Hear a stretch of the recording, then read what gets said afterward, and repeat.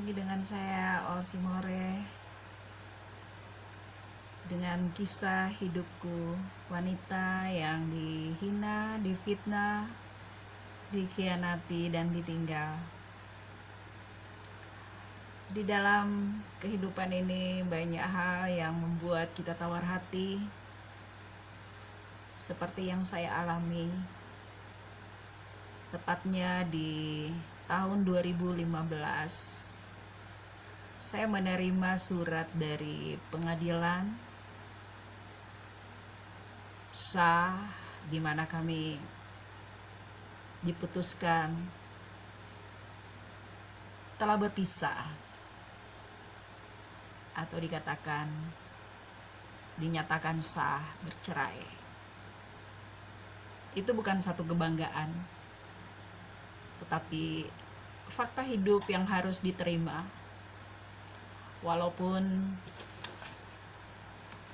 itu merupakan suatu kesedihan, pergumulan, bahkan pada waktu itu setelah saya melihat dan membaca surat keputusan dari pengadilan, ini saya bacakan. Di dalamnya putusan keadilan berdasarkan ketuhanan yang Maha Esa. Ada yang tentang duduk perkara. Ada di ayat keempat tertulis bahwa pada awal bulan Maret, nanti saya taruh di videonya, pada awal bulan Maret 2012 terjadi percekcokan. Padahal waktu itu 2012 itu kami tidak bercekcok. Bahkan kami pada bulan Agustus itu 2012 itu kami berangkat ke Manado itu sekeluarga untuk merayakan ulang tahun perkawinan ibu saya yang ke-50 tahun dengan bapak saya. Tetapi di pengadilan sini ternyata tertulis bahwa tanggal 12 Maret terjadi percecokan. Yang dia ingat 12 Maret ini adalah ulang tahun anaknya. Gitu. Tapi saya bersyukur setelah melewati semua masa ini, cuman ada satu kejanggalan. Benar kata pengkhotbah bahwa Pengkhotbah 3:16 berkata bahwa di bawah matahari, di tempat pengadilan, di situ pun terdapat ketidakadilan. Inilah suatu fakta dan kenyataan. Ini bukan saya mengungkit-ungkit lagi atau hanya rasa lucu dan rasa aneh. Mungkin karena kekuatan uang ya. Memang waktu itu saya berniat untuk naik banding atau ingin melihat proses ini berjalan dengan baik tanpa ada ketimpangan dan kecurangan, dan yang penting adalah tanggung jawab terhadap anak. Gitu. Dimana juga ada tertulis di dalamnya bahwa adalah menjadi tanggung jawabnya penggugat untuk mengurus, mendidik sampai hukum menyatakan telah dewasa serta mendapat bisa mengurus dirinya sendiri. Tetapi pada faktanya anak putus sekolah, putus kuliah.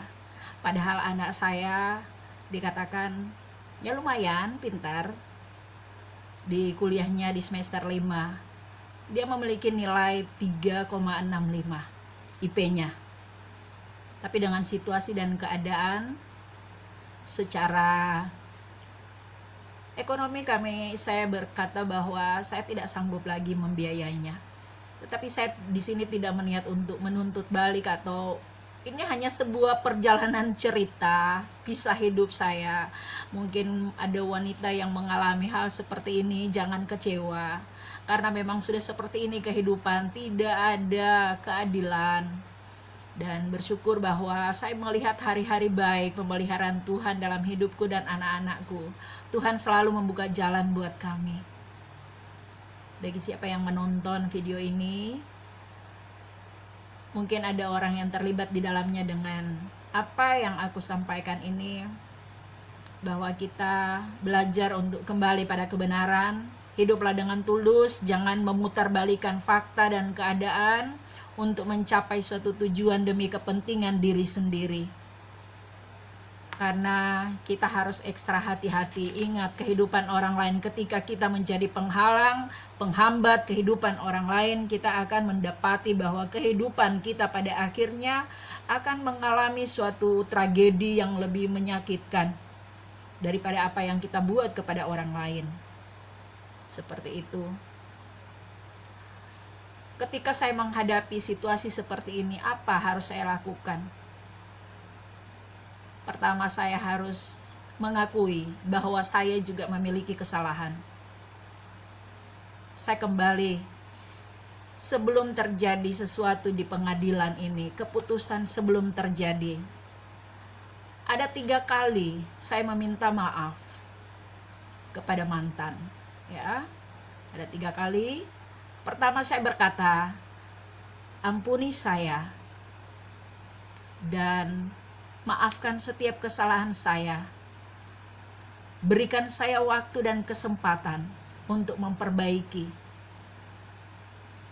Karena tidak ada seorang pun di dunia hidup tanpa kesalahan. Tetapi jawabnya sungguh luar biasa, teman-teman. Dengan jawaban katanya, silakan perbaiki dirimu sendiri. Dan saya didorong untuk keluar dari kamar. Waktu itu malam saya harus masuk ke kamar agar supaya anak-anak tidak mendengar semua ini. Dan saya didorong untuk keluar. 2 minggu kemudian dia datang lagi. Karena waktu itu dia sudah jarang pulang. Dia tinggal di lokasi perusahaan di Freeport. Dan 2 minggu kemudian dia datang. Saya datang lagi saat anak-anak tidak ada, untuk saya memberi diri untuk seperti apa saya harus melakukan bagian saya sebagai istri. Saya harus meminta maaf dan ingin mendengar apa yang seharusnya menjadi keinginan dia untuk membangun rumah tangga selanjutnya. Dan saya berkata bahwa yang kedua kalinya itu saya katakan, saya minta maaf, saya minta ampun, ayo kita perbaiki kehidupan rumah tangga kita. Anak-anak sudah besar, kita malu sama anak-anak. Tetapi lagi-lagi saya tidak berhasil mendapat maaf dan pengampunan. Dia hanya berkata bahwa anak-anak sudah besar, saya sudah bebas. Luar biasa. Dan untuk ketiga kalinya di bulan kemudian, itu di tahun 2014,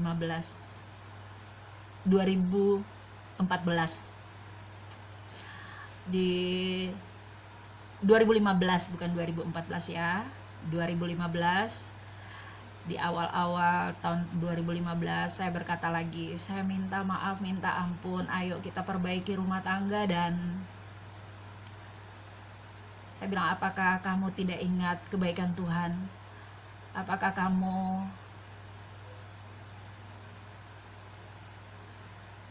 tidak takut dengan Tuhan? Tapi lagi-lagi saya tidak berhasil. Dan jawabannya adalah, aku itu sujud sampai di kaki. Untuk mencium kakinya aku minta maaf. Dan lagi-lagi jawabannya, saya ingat kebaikan Tuhan, tetapi saya juga sudah siap untuk ditimpakan apapun Tuhan mau timpakan kepada saya. Saya nangis dan saya didorong, ditarik di rambut, dijeduk di dinding. Saya nangis, bukan karena sakit. Saya nggak merasa sakit waktu itu. Cuman saya nangis karena normal bagi seorang wanita untuk menangis. Meminta maaf bukan karena terlalu besar salah saya daripada dia, tidak. Saya meminta maaf untuk kita mencari jalan keluar yang terbaik dari kehidupan. Tetapi terbukti bahwa semuanya tidak berhasil. Puji Tuhan, saya bisa mengalami sampai hari ini pemeliharaan Tuhan yang luar biasa dalam hidup saya. Walaupun ketidakadilan, itu adalah pelajaran yang baik, dan firman itu terbukti dan terjadi dalam hidup saya. Di hari yang kemudian, saya mulai berproses bahwa saya ingin ketika situasi sudah seperti ini, saya hanya diberi biaya 500 tiap bulan, sudah tidak lagi dapat biaya untuk kehidupan seperti biasanya dengan anak 3 waktu itu. Dan saya diberikan jatah hanya 500.000, suka tidak suka, cukup tidak cukup, saya belajar mencukupkan diri waktu itu. Dan waktu itu saya ingin berproses lebih lanjut, sempat ke kantor polisi, dan saya ingin mencoba untuk mencari lembaga hukum yang bisa menolong saya. Maksud saya bukan untuk menghukum dia, bukan, tetapi untuk mendapat bagian dari tanggung jawab. Waktu itu masih di karyawan Freeport, untuk mendapat tanggung jawab terhadap anak yang masih kuliah. 2 anak waktu itu masih kuliah.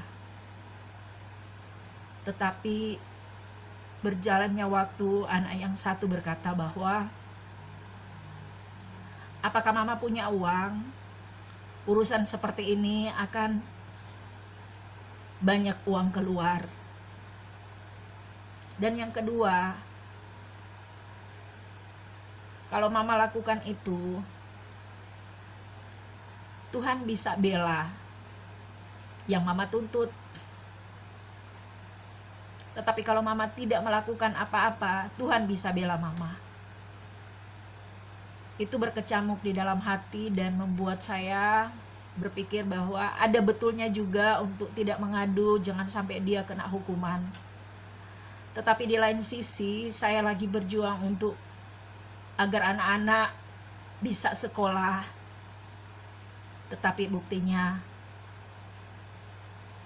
saya tidak bisa lagi melanjutkan perkara ini, dan saya mendiaminya sampai sekarang.